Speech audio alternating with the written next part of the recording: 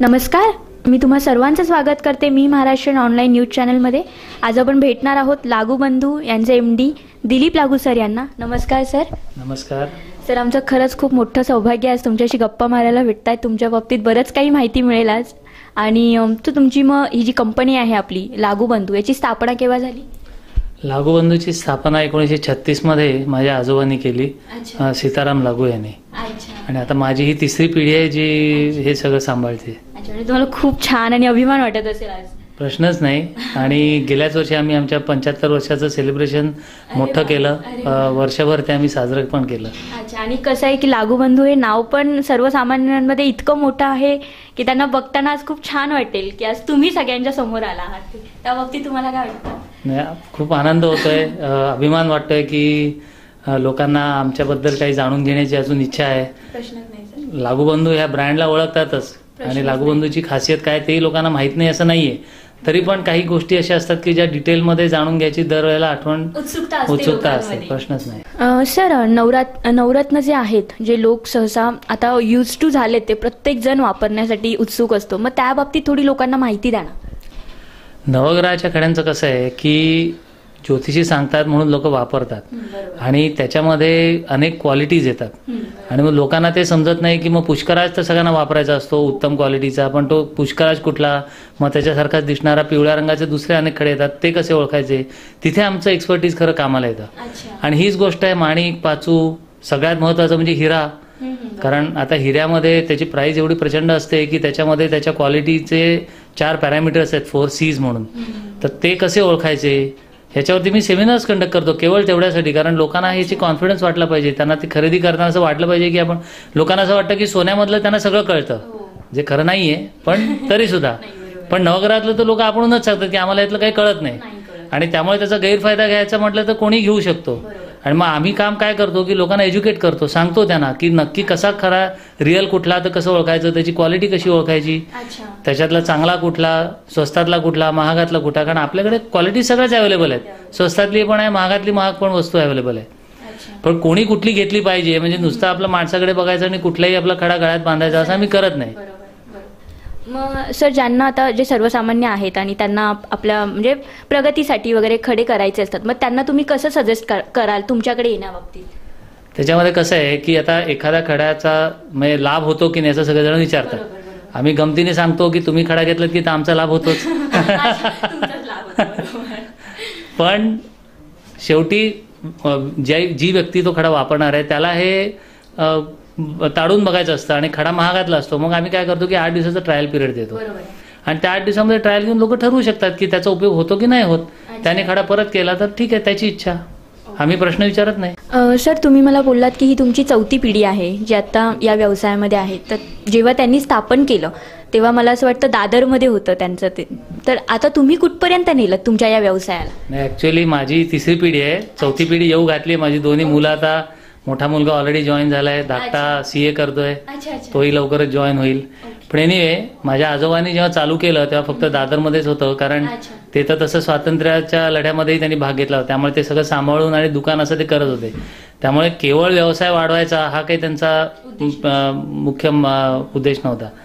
पण त्यांच्यानंतर माझ्या काकांनी खूप चांगलं नाव वाढवलं. पुष्कळ ह्याच्यामध्ये वेगळ्या कम्युनिटीजमध्ये नाव झालं. पण मुख्य असं आहे की आम्ही स्पेशालिटी मेंटेन केली पहिल्यापासून. ते मोतीवाल हे नाव झालं ते त्याच्यामुळेच की सगळे ज्वेलर्स आहेत हे सोन्याच्या वस्तू विकतात, पण आम्ही सोन्याची नुसती वस्तू कधीच विकली नाही. आम्ही कायम मोत्यामध्ये स्पेशलायझेशन केलं आणि त्याच्यामुळे आमचं एक निश मार्केट तयार झालं.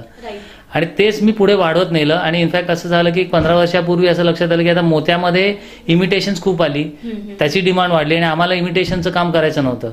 मग दुसरं ऑप्शन काय होतं, तर डायमंडचं त्यावेळेला मार्केट वाढत होतं, डायमंडचं महत्त्व वाढत होतं. म्हणून मी एक विशेष प्रयत्न करून लागूबंधूचं सगळं फोकस मोत्यांवरनं हिऱ्यांवरती शिफ्ट केलं. आणि त्याच्यामुळे आमची ग्रोथ गेल्या 15 वर्षामध्ये खूप जास्त चांगली होऊ शकली. म्हणजे त्याच्या आधी नाव होतं, रेप्युटेशन होतं, पण त्या रेप्युटेशनचा खरा फायदा आम्हाला गेल्या 15 वर्षात झाला असं म्हणायला हरकत नाही. आणि त्याचा परिणाम म्हणून मग आम्हाला स्टाफ वाढवता आला. स्टाफ वाढवता आल्यामुळे मग ब्रांचेस करता आल्या, आणखीन सोयी देता आल्या. आणि म्हणजे एक्सपान्शन त्याच्यामुळे शक्य झालं. कारण नाही तर आधी कसं होतं की आगे दुकान पिछे मकान, एवढंच फक्त कन्सेप्ट होता. त्याच्यामुळे एक 10 बाय 12ची खोली एवढंच दुकान होतं. पण त्याच्यातनं सेपरेशन करून प्रोफेशनल स्टाफ एम्प्लॉय केल्यानंतर, क्वालिफाईड स्टाफ एम्प्लॉय केल्यानंतरच एक्सपान्शन शक्य होतं. आणि सर, मग आता सध्या कसे लोक शिक्षण घेतात अशा क्षेत्रामध्ये येण्या अगोदर, तर तुमच्याकडे पण असं काही होतं का त्यावेळेला, शिक्षण वगैरे किंवा डिग्री वगैरे एखादी? सगळ्यात महत्त्वाचं कसं आहे की मी माझं कॉलेज कंप्लीट केल्यानंतर पहिल्यांदा काय केलं तर जिमॉलॉजीचं शिक्षण घेतलं. आमच्या घरामध्ये आमच्या आधी कोणीच, इव्हन कॉमर्स ग्रॅज्युएशन केलेलं नाही. इनफॅक्ट आमच्या घरात सगळे इंजिनियर्स आहेत आणि सगळ्यांनी इंजिनिअरिंग करून नंतर दागिन्याच्या दुनियेत प्रवेश केला. त्याच्याऐवजी मी काय केलं की मी ह्याला लागेल असंच शिक्षण सगळं पहिल्यापासून घेतलं. जेमॉलॉजीचा कोर्स केला, डायमंडचा कोर्स केला. नाव I am a qualified international diamond grader. तर त्याच्यामुळे त्याच्यासाठी लागणारी दृष्टी आपल्याकडे आली आणि त्याचा परिणाम म्हणून मग मी त्याला लागतील असे स्टाफ मेंबर्स एम्प्लॉय करू शकलो. मग त्याच्यामध्ये कोर्सेसची वाढ झाली. पूर्वी एकच इन्स्टिट्यूट होतं हे सगळं देणारी, आता 10-12 इन्स्टिट्यूट्स आहेत, 10-12 टेस्टिंग लॅबोरेटरीज आहेत. कारण डायमंडमध्ये कसं आहे की जरी आम्ही सांगितलं की आमचा हिरा म्हणजे सगळ्यात उत्तम, तर तेवढं सांगून पुरत नाही. पण एक जेव्हा इंडिपेंडंट लॅब आहे, IGI आहे, GIA सारखी लॅबोरेटरी आहे, जेमॉलॉजिकल इन्स्टिट्यूट ऑफ इंडिया आहे की जे सर्टिफिकेशन करतात फक्त, त्यांचा त्याच्यामध्ये कमर्शियल इंटरेस्ट काही नाही. त्यामुळे त्यांनी जेव्हा सर्टिफाय केलेलं असं की हा अमुक क्वालिटीचा हिरा आहे, D कलर आणि IF क्लॅरिटीचा आहे, तेव्हा मग त्याला काहीतरी महत्व येतं आणि मग लोकांना कॉन्फिडन्स वाटतो तो खडा घ्यायला, तो डायमंड घ्यायला. नॉट ओनली दॅट, तो इंटरनॅशनल मार्केटमध्ये गेल्यानंतर पण त्याची व्हॅल्यू तेवढी टिकून राहते. कारण हे जे सर्टिफिकेट असतं दिस हॅज गॉट इंटरनॅशनल रेकग्निशन. आणि म्हणून अशा प्रकारचे कोर्सेस केलेले जर का स्टाफ आमच्याकडे पण आला तर आम्हाला तो हवाच आहे आणि त्याचा उपयोग नक्की होणार. खूप छान सर, खूप छान वाटलं तुमचं. म्हणजे तुमचं इनफॅक्ट मी तर असं म्हणेन की आमच्याकडे आता अदरवाईज जो पहिल्यापासून स्टाफ आलेला आहे, कसं असतं की ह्याच्यामध्ये विश्वास सगळ्यात जास्त महत्वाचा असतो. त्यामुळे बरेचसे स्टाफ मेंबर असे आहेत की जे यंग असल्यापासून आमच्याकडे काम करतात, त्यांना टेक्निकल नॉलेज काही नाही, शिक्षण काही विशेष नाही, पण लॉयल्टी व्यवस्थित आहे. तर त्यांना शिकवायचं काम पण आम्हीच केलं. त्यांना प्रॉडक्ट नॉलेज द्यायचं. बऱ्याच ठिकाणी असं असतं की एखाद्या डिपार्टमेंटमध्ये एखाद्या स्टाफ मेंबरला ठेवलं की आयुष्यभर तो तेच करत राहतो, त्याला आजूबाजूचं काही माहीत नसतं. पण आम्ही स्टाफ रोटेट करतो. त्यांना सर्व डिपार्टमेंटची, सर्व प्रकारची, त्याला डायमंडची पण माहिती होईल, मोत्यांची पण माहिती होईल, सोन्याची पण माहिती होईल असं बघतो. इव्हन कॉम्प्युटर्स हँडल करण्याची आम्ही त्यांना एनकरेज करतो. कारण अनएज्युकेटेड म्हटलं 10वी पास पण नाहीत असे कित्येक जण आमच्याकडे आहेत, पण तरी सुद्धा त्याला कॉन्फिडेंटली कॉम्प्युटर आज हाताळता येतो. कारण का आता आम्ही त्यांना एनकरेज केलं ते करण्यासाठी आणि त्याच्यामुळे मग त्यांना प्रगती करायला स्कोप मिळतो. त्यांना पण असं वाटतं की आपणही काहीतरी करून दाखवू शकतो. म्हणजे नुसतं आपलं अनेक वर्ष लागूबंधूमध्ये काम केलं म्हणजे झालं असं नाही. म्हणजे खरंच छान की तुम्ही इतरांना सुद्धा खूप छान मार्ग दाखवलात आयुष्याचा. म्हणजे अंडर एस्टिमेट नाही झालं कोणी, खूप वरती जात गेलं. आणि त्याचा परिणाम असा किंवा फायदा असा की ती लॉयल्टी आता आज वाढत गेली. कारण त्यांना माहिती आहे की आता बाहेर गेलं तर कदाचित त्यांना तेवढी किंमत दिली जाणार नाही जेवढी इथे आज त्यांना किंमत आहे. सर, आपली ही जी कंपनी आहे ती 75 वर्षांपूर्वीपासूनची आहे, तर मग इथे तुम्ही कोणत्या लोकांना जास्त म्हणजे कोणते लोक जास्त आकर्षित होतात तुमच्याकडे? नाही, कसं आहे की ज्वेलरीचा धंदा हा कम्युनिटी बेस्ड आहे. बरोबर. त्यामुळे जनरली मराठी ज्वेलरकडे मराठी कस्टमरच येणार हे ठरलेलंच आहे आणि त्याच्यामध्येच आम्ही वर्षानुवर्ष नाव कमावलेलं आहे. पण आता असं आहे की इतर कम्युनिटीज लोकांना पण जर का खासियत महाराष्ट्रीयन खास वस्तू हव्या असतील तर ऑब्व्हियसली ते आमच्याकडेच येणार. त्यामुळे असं करत करत शेवटी सर्व कम्युनिटीचे लोक येतातच आणि ते शोधत येतात की टिपिकल महाराष्ट्रीयन तन्मणी आहे किंवा तुमची नथ आहे, अशा गोष्टींसाठी ते स्पेशली येतात. पण जेव्हा ते बघतात की सर्व मॉडर्न ज्वेलरी पण आपल्याकडे अवेलेबल आहे, मग त्यांना ती कम्फर्ट लेवल त्यांची वाढत जाते आणि मग they are able to buy everything. सर्व प्रकारची ज्वेलरी त्यांना मग इथे मिळते हे समजतं. म्हणजे मग असं होत नाही.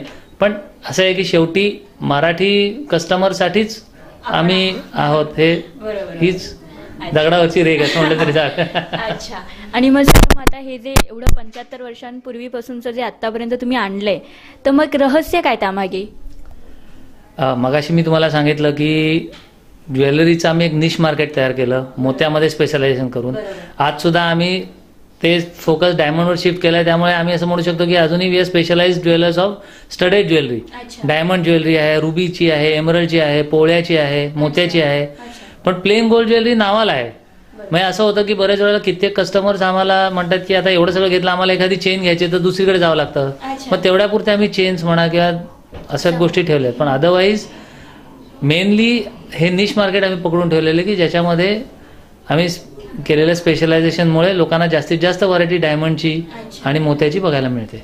अच्छा. आणि त्यातून तुमचे कष्ट म्हणजे तुमचे आशीर्वाद, तुमच्या अगोदरच्या पिढीचे आशीर्वाद आणि तुमचे कष्ट पण कुठेतरी फळायला आले. म्हणजे आधीच्या पिढीने केलेलं पुण्य पुढे वाढवत नेता आली पाहिजे आणि ती आता मी करायचा प्रयत्न करतोय. माझी मुलंही पुढे तेच करू शकतील. तुम्हाला नक्की सक्सेसही मिळेल, प्रश्नच नाही त्यामध्ये. थँक्यू. सर, आज डिझायनर ज्वेलरी खूप लोक प्रिफर करतात, म्हणजे आज क्रेज आहे लोकांमध्ये डिझायनर ज्वेलरी संबंधात. मग लागूबंधू आपलं काय वैशिष्ट्य काय आहे डिझायनर ज्वेलरीमध्ये?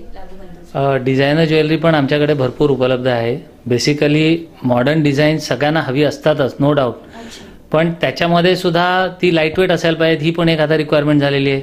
कारण डायमंडच्या किमती तर वाढल्या आहेतच, पण सोन्याची किंमत पण प्रचंड वाढली आहे. त्यामुळे बजेटकडे सतत लक्ष ठेवायलाच लागतं. त्यामुळे नुसती खूप फॅन्सी आणि अवॉर्ड विनिंग डिझायनर ज्वेलरी केली म्हणजे काम होत नाही. Maybe you can make one piece, but what you really need is which sells, जी लोकांना घालून फिरता येईल बाहेर कम्फर्टेबली. त्यामुळे we pay more attention to the fact that easily ती पुन्हा पुन्हा घालावीशी वाटली पाहिजे. म्हणजे कधीतरी आपली घेऊन ठेवून दिली आणि म्हणजे लॉकरमध्ये आपली कायमची ठेवलेली अशी उपयोगाची नाही. Jewellery should be such that it should be wearable every day. So we pay more attention to that modern designs असली पाहिजेत, पण ॲट द सेम टाइम ती रोज वापरावीशी वाटली पाहिजेत, रोज वापरता आली पाहिजेत, इझिली लाईटवेट झाली पाहिजेत, कमी. आणि आता कसं झालंय की पूर्वी असं म्हटलं जायचं की एकदम बारीक हिरे म्हणजे चुरा, म्हणजे त्याच्यामध्ये काय अर्थ नाही. पण आता तसं नाही. आता बारक्यात बारीक हिऱ्याला सुद्धा उत्तम कटिंग असतं, 57 फॅसेट्स असतात.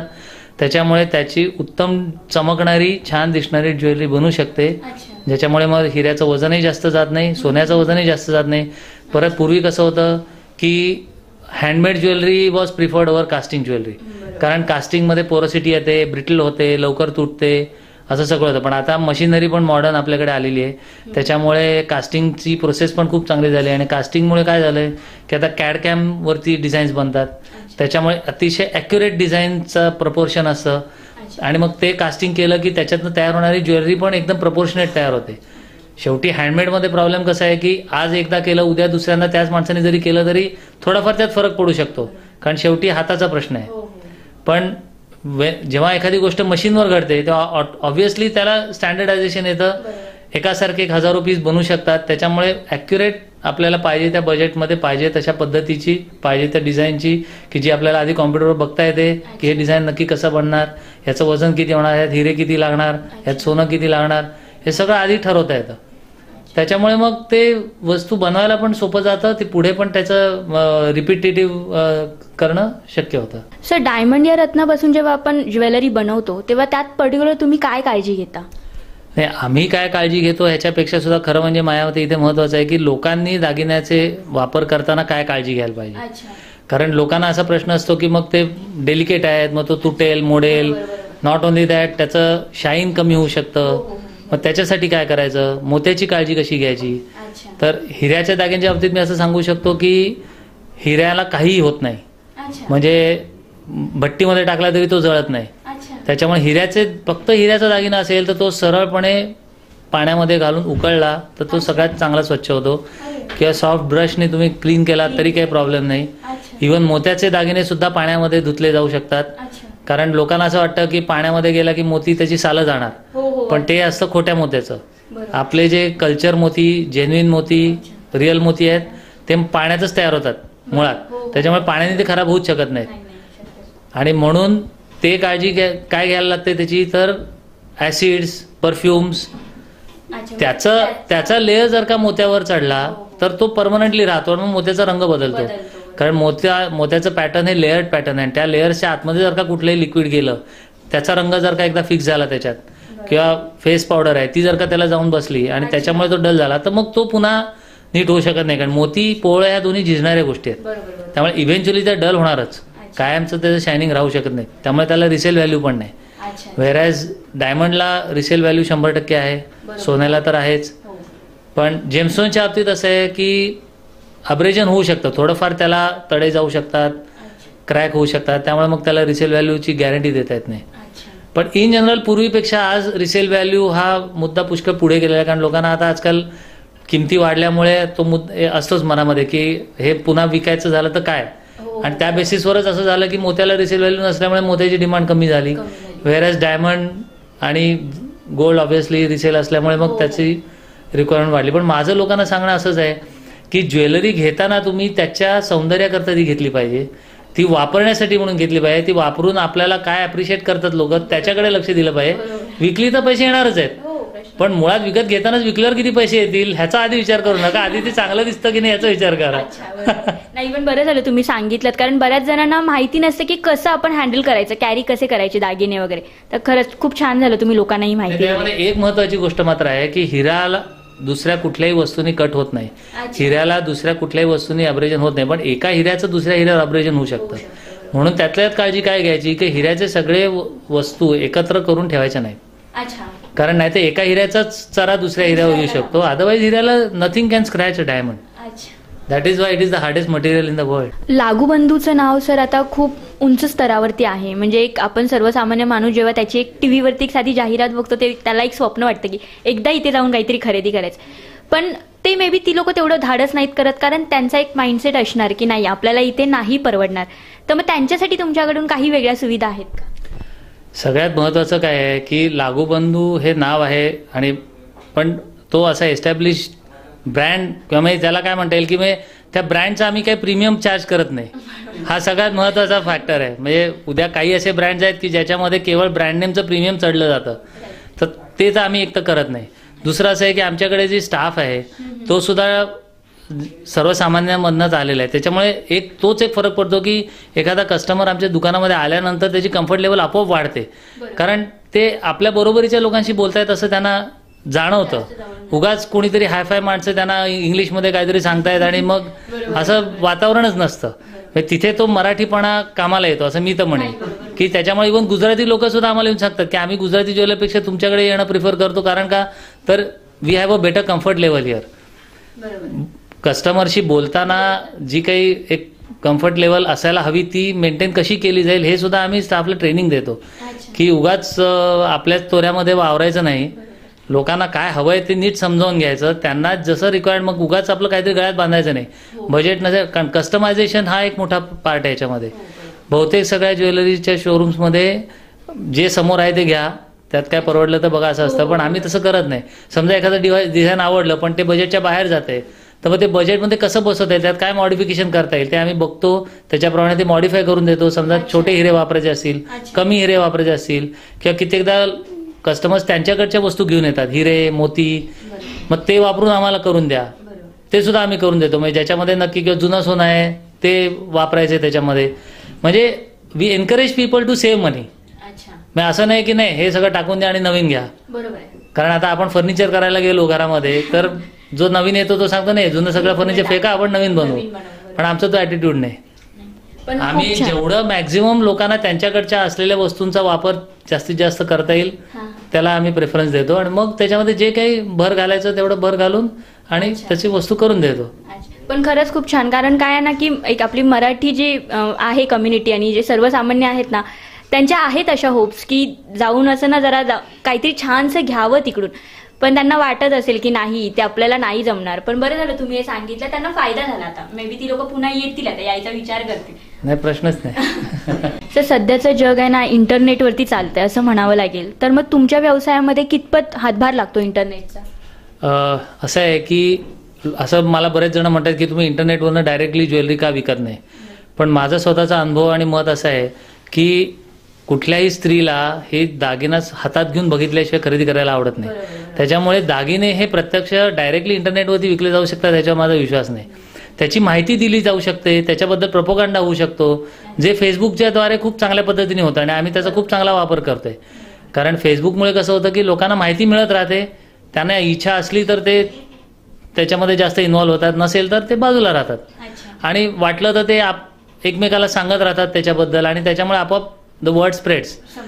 पण अल्टिमेटली प्रत्यक्ष वस्तू घ्यायला कोणालाही शोरूममध्ये जाऊन प्रत्यक्ष घालून बघून आणि तो लुक अँड फील हा त्याचा घेतल्याशिवाय ते समाधान मिळतच नाही. आणि ते तसं व्हायलाच पाहिजे, कारण ठीक आहे आपण भाजी खरेदी करत नाहीये की आपलं किलोमध्ये घेतली असं काय नाहीये. त्यामुळे ते प्रत्यक्ष बघून मग ते गळ्याला लावून बघितलं पाहिजे, ते कसं वाटतं हे सगळा तो अनुभव एक महत्वाचा अनुभव आहे ना, त्यामुळे तो काही इंटरनेटवरती येणं शक्य नाही. सर आता तुमच्यासोबत बरेच आहेत ज्वेलरीचे शॉप्स असतात, म्हणजे बरेच आहेत आता नावाजलेले पण आहेत. मग हे जे आता स्पर्धेचं जे जग चाललंय, मग तिथे तुमचं स्पेशालिटी काय दिसते किंवा तुम्ही फेस कसं करता हे जे कॉम्पिटिशन चाललंय?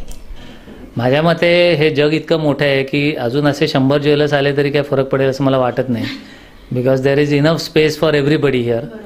मुद्दा असा आहे की तुम्ही तुमची क्वालिटी जर का मेंटेन केली, तुम्ही जे काही कस्टमरला देताय त्याच्यामधनं सॅटिस्फॅक्शन, कारण शेवटी असं आहे की it has to be an experience. What we are selling, we are not selling just jewellery, a piece of jewellery, we are selling an experience. तो एक्सपिरियन्स जर का चांगला आलेला असेल तर कोणी परत आपल्याकडे येणार. आणि तो जर का समजा कोणाला वाईट अनुभव आला असेल आणि तसा आम्हाला फीडबॅक मिळाला, तो तसाही मिळतो, चांगला मिळतो, वाईट मिळतो, दोन्ही गोष्टी होणार. 100% आपण प्रत्येकाला सॅटिस्फाय करू शकू असं काय नाही. पण समजा कुठे काही चुकलं तर ते का चुकलं याचा आम्ही नक्की अभ्यास करतो, त्यातनं स्टाफला सांगतो की कसं ते सुधारलं पाहिजे आणि so that every time the same mistake is not repeated. There is always scope for making a mistake is human. नाही होतं असं, आणि चांगलं आहे की तुम्ही जर असं काही घडलंच तर त्यातून लोकांना सॅटिस्फाईड करण्यासाठी आणखीन प्रयत्न करत असणार. मे बी असं काही होतं तेव्हा प्रश्नच नाही. त्याच्यामध्ये म्हणून तर आमच्याकडे स्टाफ मिटिंग होतात दर महिन्याला. तिथे मला प्रत्यक्ष स्टाफशी इंटरॅक्शन करून समजतं की काय शॉप फ्लोअर चाललेलं आहे, लोकांचे काय प्रॉब्लेम्स आहेत. शिवाय इंटरनेट म्हणजे तुम्ही मगाशी विचारलं ना, त्यामुळे आमची वेबसाईट आहे, वेबसाईटवरून आम्हाला फीडबॅक येतो की काय कसं वाटलं, चांगलं वाटलं, वाईट वाटलं, काय पर्टिक्युलर प्रॉब्लेम आला, and we try to solve it. लागू बंधूने आता जे स्टेटस मिळवलंय, जे नाव मिळवलंय, म्हणजे तुमची स्वप्न खरी उतरली खरं तर. पण अजून काही योजना आहेत का भविष्याच्या? खरं म्हणजे मगाशी विषय निघाला होता आपला की अफोर्डेबिलिटीचा, तर त्याच्यासाठी सुद्धा आम्ही काही योजना ऑलरेडी चालवतोय. त्याला डायमंड ट्री असं आम्ही एक नाव दिले की ज्याच्यामध्ये इन्स्टॉलमेंटमध्ये पैसे द्यायचे आणि मग तेवढा 12 इन्स्टॉलमेंट झाले की त्याच्यावरती एक 13व्या इन्स्टॉलमेंटचे पैसे आम्ही जमा आमच्यातर्फे करतो. आणि त्याच्यामुळे समजा मोठी वस्तू घ्यायची असेल आणि एक रकमी पैसे जमा करता येत नसतील तर असे टप्प्याटप्प्याने करून वर्षभराने ज्वेलरी घेता येऊ शकते. सिमिलर स्कीम आम्ही सोन्यासाठी पण ठेवलेली आहे, सोन्याच्या वस्तू घेण्यासाठी सुद्धा, पण ती 15 महिन्याची स्कीम ठेवली, काहीतरी वेगळं असायला पाहिजे म्हणून. आणि या व्यतिरिक्त मग नवीन ब्रांचेस जसं स्कोप मिळेल तसं काढायचा हा तर एक प्लॅन आहेच आणि तो दिसतोच आहे. आता ऑलरेडी 8 ब्रांचेस आमच्या काढून झालेल्या आहेत. लेटेस्ट कुठे आहेत सर ते सांगा. आमचा अर्थात जी ओरिजिनल फ्लॅगशिप स्टोअर म्हणता येईल ते आमचं दादरमध्ये आहे. तर दादरमध्ये आता आम्ही 3 स्टोअर्स केले, कारण भरपूर व्हरायटी असल्यामुळे मग डायमंडसाठी एक स्पेशल शोरूम, स्टडेड ज्वेलरीसाठी वेगळी आणि सोन्यासाठी वेगळी. मग याशिवाय बोरिवलीला आता लेटेस्ट चालू झाली, ठाण्यामध्ये आहे, स्टँड अलोन आहे, 2 मजली शोरूम आहे, डोंबिवलीमध्ये आहे, पुण्यामध्ये आहे आणि गोव्यामध्ये पणजीला सुद्धा आमची शोरूम आहे. आणि याशिवाय USA मध्ये ओक्लाहोमामध्ये एक छोटंसं ऑपरेशन आहे. आणि मुख्य कसं आहे की दर 2 वर्षांनी तिथे एक बृहन महाराष्ट्राचं कन्व्हेन्शन भरतं आणि त्या कन्व्हेन्शनमध्ये आम्ही मुद्दामून आमची ज्वेलरी घेऊन जातो. कारण तिथे पण मराठी लोक पुष्कळ आहेत आणि त्यांना टिपिकल महाराष्ट्रीयन ज्वेलरी हवी असते. आणि ते दर 2 वर्षांनी जाऊन आम्ही तिथल्या एक्झिबिशनमध्ये आम्ही आमची ज्वेलरी डिस्प्ले करतो आणि त्याच्यामुळे भरपूर पब्लिसिटी आम्हाला मिळते. आणि मग सर हल्ली कसं लोक बँके थ्रू पण ज्वेलरी घेतात आणि म्हणजे ज्वेलरी शॉपमध्ये जाण्याऐवजी कसं आहे की बँका पण आजकाल कॉईन्स विकतात आणि मग लोकांना असं वाटतं की आता ICICIचं कॉईन किंवा HDFCचं कॉईन म्हणजे एकदम सगळ्यात प्युअर. तसं काय नसतं. इनफॅक्ट तिथे खरं ब्रँडिंगची किंमत मोजावी लागते लोकांना. कमीत कमी 15 ते 20% किंमत जास्त असते तिथे सोन्याची, तरी पण लोक तिथे का घेतात मला समजत नाही. आणि सगळ्यात महत्वाचं असं की त्या बँका ते सोनं परत घेत नाहीत. लोक विकायची वेळ आली की ते आमच्याकडे येणार, मग घेताना आमच्याकडे घ्यायला काय प्रॉब्लेम आहे. म्हणजे इनफॅक्ट आमच्याकडे घेतलं ज्वेलरकडे कुठल्याही तर ते स्वस्त पण मिळेल, शिवाय ते विकायची सोय आहे. त्यामुळे बँकेमध्ये सोनं विकत घेणं हा निव्वळ वेळेपणा आहे. इनफॅक्ट आताच रिसेंटली चक्क सरकारी पोस्ट खात्याने अनाऊन्स केलं की 7% डिस्काउंट देऊन आम्ही सोनं विकतोय. आणि त्या आम्ही असं बघितलं की त्या 60% डिस्काउंट दिल्यानंतर सुद्धा जी किंमत पोस्ट ऑफिस घेत होतं त्याच्यापेक्षा कमीत कमी 5-6% किंमत आमच्या दुकानामध्ये होती. आणि इथे मी फक्त लागूबंधूबद्दल बोलत नाही, मी I am talking for every jeweller. It really doesn't make absolutely any sense to buy gold coins in a bank. ते डेफिनेटली महाग पडतं, शिवाय तिथे पुन्हा जाऊन विकायची सोय नसते. बरोबर. नाही पण बरं झालं तुम्ही ही गोष्ट सांगितलीत. आता लोक नक्कीच काळजी घेतील या गोष्टीची. आणि सर आता तुमचं एवढं लागूबंधू आपलं नाव जे झालंय आज, तुमचे कष्ट आहेत त्यामागे, तुम्ही पण एक शून्यातून तुमच्या आजोबांनी हे सुरू केलं, तर आज मराठी बांधवांना तुम्ही या संदर्भात काय संदेश द्याल? चांगली ज्वेलरी खरेदी करायची तर लागूबंधूकडे या. एवढंच. पण जसं तुम्ही आज उभारलत, स्वतःला वरती आणलं, तसं मग मराठी बांधव जे आहे, जे स्वतःला खूपच म्हणजे असे घाबरतात, काही नवीन करायचं झालं तर, बिझनेस करायचं झालं काही, मग त्यांना तुम्ही काय सांगाल? नाही, आज या धंद्यामध्ये मराठी लोकांना येऊन काम करायला पण भरपूर स्कोप आहे. इनफॅक्ट माझे असे काही मित्र आहेत की ज्यांचं काही बॅकग्राऊंड नव्हतं. म्हणजे ठीक आहे की माझी 3rd जनरेशन असल्यामुळे मला थोडं तरी बॅकग्राऊंड होतं, पण माझे असे मित्र आहेत की ज्याने being 1st generation also they have been able to do something here. कारण इन्स्टिट्यूट्स आहेत जिथे ट्रेनिंग सगळं व्यवस्थित मिळतं आणि ट्रेड शोज होतात ज्याच्यातनं दुसरे क्लायंट्स मिळू शकतात आणि भरपूर स्कोप आहे याच्यामध्ये करायला. डिझायनर म्हणून याच्यामध्ये स्कोप आहे की ज्याच्यामध्ये स्वतः इन्व्हेस्ट करायची काही गरज नाही, फक्त कन्सेप्ट चांगला पाहिजे. ज्वेलरी डिझायनिंगचे कोर्सेस होतात, त्याच्यातनं तुम्ही डिझायनर बनू शकता. नाही पण बरं झालं, तुम्ही खूप छान संदेश दिलात आणि तुमचा इतका महत्त्वाचा वेळ आम्हाला दिलात, त्यासाठी मनापासून धन्यवाद सर. आणि तुमची प्रगती अजून अशीच उत्तरोत्तर हो हीच ईश्वरचरणी प्रार्थना. Thank you so much. थँक्यू. धन्यवाद.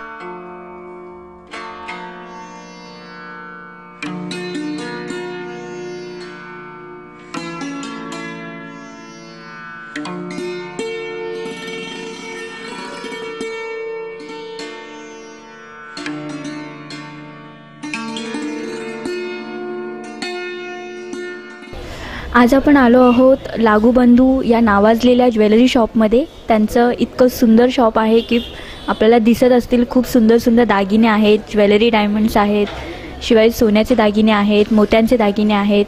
या सुंदर दागिन्यांना बघून आपल्याला कळत असेल की किती छान पद्धतीने काम केलं गेलं आहे दागिन्यांवरती.